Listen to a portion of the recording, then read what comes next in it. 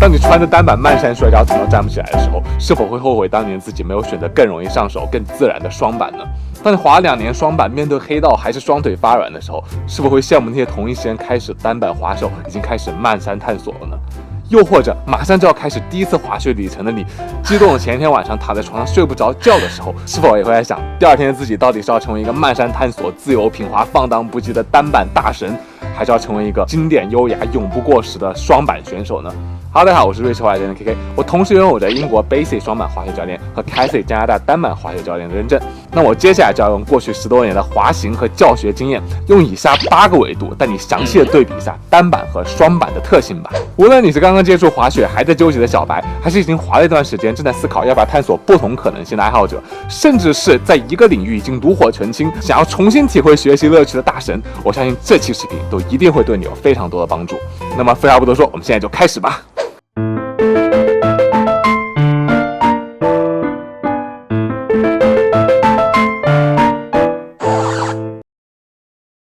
在开始之前，我先简单介绍一下今天用到的评价体系啊。我会从大家最关注的这8个角度来聊一聊单板和双板的区别。每一项我都会给到1到5颗星，1代表最差，5代表最好，并且按照我心目中的标准给这8项全部都打1个分。那么这个分数绝对不是权威，那么这一套体系只是在此抛砖引玉，你也可以按照你心中的喜好有完全不同的评价标准。我们首先会聊一下这2项运动学习的难易程度，包括初学的时候，也就是你从来没有碰过雪，第1周上雪的体验，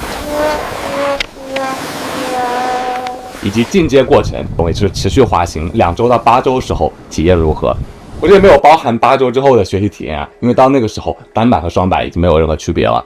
那么接下来2个维度就是安全性和舒适性，哪种运动在雪上更容易受伤，哪种运动小伤不断大伤很少，哪种运动小伤没有但大伤则更多，2种运动中你身体的哪些部位分别是最容易受伤的区域，我都会做更详细的点评。那除了安全性，舒适性也是非常重要的一部分。除了你在雪道上的体验，背着雪板在雪场行走，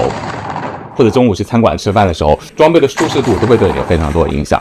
我也遇到过很多朋友因为实在不能影响装备的某些特性而放弃了这项运动的。再接下来2项就是在雪场上的表现了，包括地形的适应度，面对不同雪况和坡度的挑战，以及除了常规雪场雪道内的表现以外，还能不能通过这些运动解锁非常规的玩法。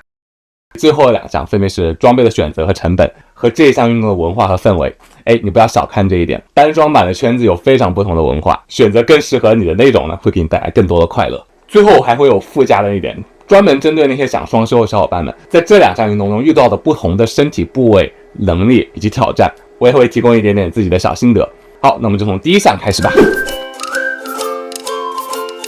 我们先说一下上手第1周时候难易程度，在这一点上，双板毫无疑问的遥遥领先。这里有4点非常重要的原因。第一，在你滑行的过程中，双板始终面向前方，这对正常人来说都是一个更加习惯的前进方式。你的视线能毫无阻碍地看向你前进的方向，身体会更少地产生恐惧感。而作为单板呢，你需要用看向侧面的方式前进，除非你之前玩过很久的滑板、冲浪这些板类的运动，不然朝侧面前进的时候，视线也会受限，身体也会不习惯。第2个双板对初学非常友好的原因呢，就是你滑行的过程中双腿可以分开，就像你2只腿分开走路平衡性很好一样。单板就像把2只腿绑在一起走路，完全没有办法发挥2条腿的独立性，对于平衡的控制也不能通过2条腿分别去行动来完成，还要用到完全不一样的发力方式。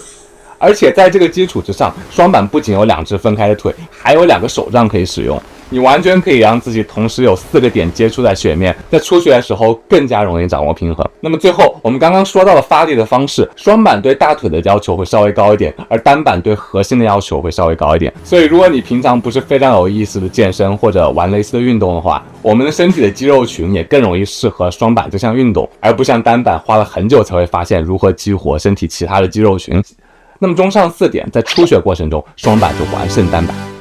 那么除了初学时候体验，接下来更重要就是进阶时候难易程度了。在这一点上，单板就可以碾压双板了。这就是为什么你经常会听到大家说单板是先苦后甜，而双板是先甜后苦的区别了。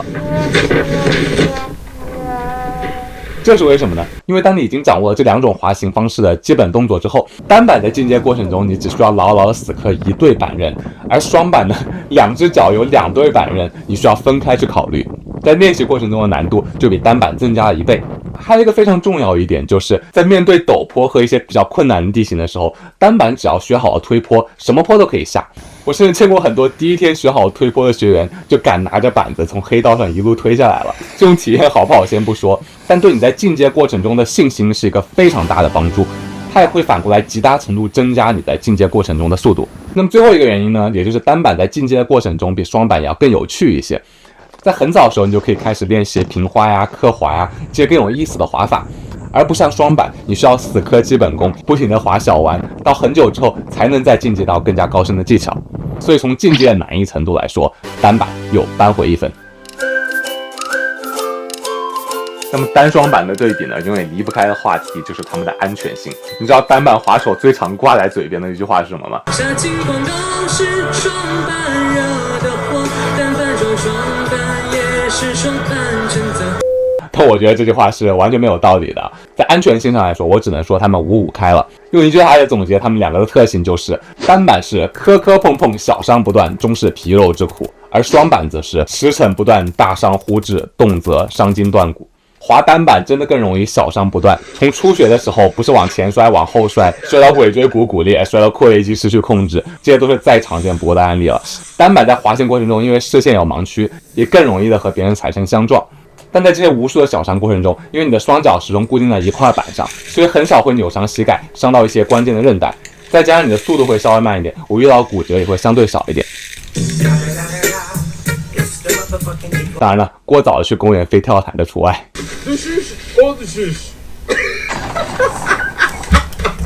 而双板在滑行过程中呢，因为你的视线始终看向前方，视野更好，更少有盲区，在日常的滑行中也很少摔倒，只要你安全意识强，经常可以滑得非常久的时间，也毫发无伤。但虽然双板受伤次数少，但一旦受伤，经常就会伤个大的。首先就是分开的双腿，在雪上滑行过程中，雪面对你雪板产生的影响是非常大的，非常容易导致两只脚向不同的方向扭曲，而伤到膝盖部位的关键韧带。我真见过太多 ACL 或者 MCL 撕裂甚至断裂的双板滑手了。你去一个双板聚集的地方跟人聊聊如何避免膝盖受伤，别人绝对会帮你当做知心兄弟，滔滔不绝聊上一天。而你问一个单板的朋友，他甚至不知道 ACL 是什么东西。再加上在进阶的过程中，双板更容易冲到更高的速度，也会更容易产生由于冲撞带来的骨折，所以受伤的情况虽然很少，但是非常容易产生大伤。不过基于这两项运动特性呢，我觉得这局他们还是平分秋色，并且在保护自身安全上，个人的能力和意识是远远大于你选择某一项运动的。了解这些运动的特性，并且做好充足的准备，才是帮助你减少受伤、增加运动生涯最好的方式。那么聊完安全性，接下来非常重要一点就是舒适性了。大家可千万不要小看这一点。一项运动的装备如果穿起来不舒服，在运动过程中会让你的体验大打折扣。选择自己觉得更舒适的装备，是让你享受这项运动乐趣的非常重要的因素。在这一点上，单板可是要完胜双板了。单板不仅雪鞋更软，走起来更舒适，无论是在去雪场的路上，还是中午去吃饭，你都可以像穿着普通日常的徒步鞋一样健步如飞。而双板那个硬的像铁一样的鞋子，穿上之后会感觉脚几乎就没有了活动的空间，不仅走起来累，最痛苦的就是上下楼梯。去雪场的时候，经常会看到楼梯上一排双板的选手牢牢地抓着楼梯上的扶手，真的很搞笑。除了雪鞋的舒适度，单板的装备也更轻便，抱着一只板去坐公共交通或者在雪场里面走动，都要比扛着死沉的双板要容易多了。这个舒适度不仅在雪道外是如此，在雪道上也是。单板滑累的时候可以非常轻松的在雪道边上坐下来，而双板的坐下和站起来都非常不容易。所以有了这么多特点，在舒适度这一块，单板还是毫无悬念的赢下这一局。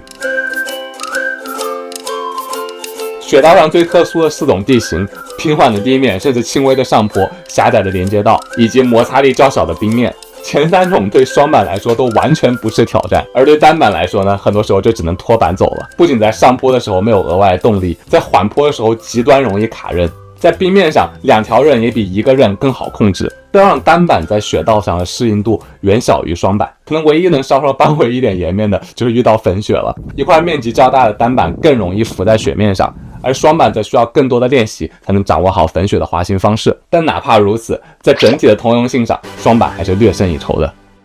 那么刚刚说到雪场道内的通用性，但是大多数人在进阶到一定程度之后，都不会满足于道内滑行带来的挑战。那么单板能否在更多玩法这一块扳回一分呢？很可惜，我觉得还是略逊一筹了。当你的双板技术足够好的时候，在蘑菇、冰面、野雪大山这些地方的滑行能力都是要强于单板的。它一个是源于在这些复杂地形滑行的过程中，双板永远有更好的视野，可以把更多的专注度放在身体的动作上。更多的是，虽然两只板分开学习更难以掌握，它也就代表了两只板永远比一只板有更强的控制度。所以你看有很多双板大回转呀、蘑菇啊这些比赛，而单板呢，主要还是 slope style 但说到 slope style， 就是单板闪光的地方了。在公园、道具，甚至在一般比较无聊的初级道上玩平花，单板玩起来的趣味性以及对动作的学习都要强于双板的。但为什么我还是给双板更多的分数呢？因为双板这些运动，当你掌握好之后，可以解锁更多的运动，比如说 speed riding， 背上你的滑翔伞在山间飞驰，想滑的时候在雪上滑，想飞的时候就飞起来，这种极致的体验，只有面向前方的双板可以做到。还有非常流行的越野滑雪，你需要踩着双板去徒步、去登山，走非常远的距离。在这一点上，双板也比单板要容易得多。因为单板越野滑雪不能全靠蹦，对吧？ I don't know, it's just a powerful thing, and that's when you really feel alive. Get some help. 而单板为了适应越野滑雪，甚至发明了分离板这种奇怪的东西，你就可以想想双板为什么在这些方面会远胜于单板了。当然了，话虽然这么说，单板也是有非常丰富的花样的玩法的，在这一点评分上还是可以给到4颗星的。是不是看到这一点觉得单板有一点点落后了呢？我接下来说到这一点，装备和成本就可以为单板稍微扳回一点点颜面了。单板呢有更多装备选择上的自由度，不光是你的单个的雪板呀、雪鞋、固定器这些一套装备下来会比双板要更加便宜，你所需要装备的数量也远少于双板的。大多数的爱好者一块全能板就基本上可以滑所有的地形了，道内、刻滑、大山、平花，所有的这些风格都可以靠一块多功能板来适应。哪怕你带的板不是那么合适，你也可以用它玩得非常快乐。而双板就不一样了，一副板是远远不够的，光雪板至少就3套起步吧。你需要一颗道内的小回转板，你需要一套刻滑板，需要一个粉雪板，而你去越野滑雪或者在其他装备上花费也会远远大于单板的。如果需要装备的数量和成本是对你来说非常重要的考虑因素，那么在这个维度上，单板还是好于双板的。那么最后一项呢，很可惜，只会让这个对比的结果更加仁者见仁，智者见智了。最后一点我们要说的就是文化和氛围了。当你选择一个运动，你不仅选择的是在运动本身，也是通过这个运动结交的朋友以及这个圈子的文化和氛围。你在这项运动的探索中会影响这个圈子，而这个圈子的文化和氛围也会反过来影响你。根据我有限的这些体验，单板会更注重于自由，我遇到过很多大神都穿着破破烂烂10多年的雪服，还在雪山上各种飞，他也可以玩得非常开心。而双板呢，则更注重于时尚优雅，遇到任何的雪况都不慌不忙，永远在雪上画着优美的华尔兹。这两种孰优孰劣呢？完全没有，他们都有着我最高的评价，这里没有对错之分，而唯一的答案仅仅在于你的心中，相信我。而在我所认识的雪圈中，无论是单板还是双板，都有很多非常友好、乐于助人，能在雪山上互相信任、互相帮助、共同探索的那些伙伴们。我也非常喜欢在雪圈中认识的很多朋友，他们都非常的纯粹、友好、热爱生命，而我相信你也已经是或者会成为其中的一员的。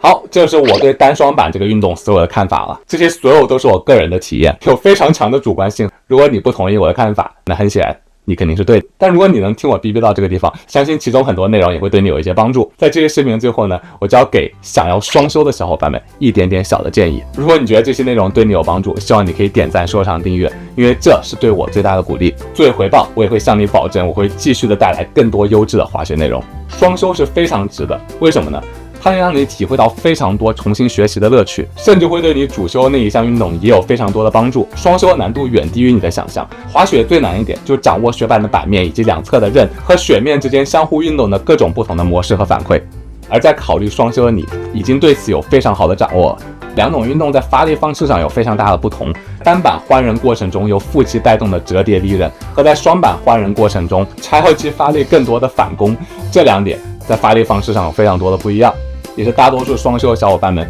遇到最大的瓶颈。这两种虽然都是核心发力，但一个是让身体的上下半部更多的前后的运动，一个是让身体的上下部分更多的左右的运动。虽然这是一个非常大的挑战，但掌握好这两种发力方式，也会对你主修的那项运动有很多的帮助，让你从不同的角度认识滑雪这项运动。好，这就是我们今天全部的内容了，我是 KK， 我们下期再见。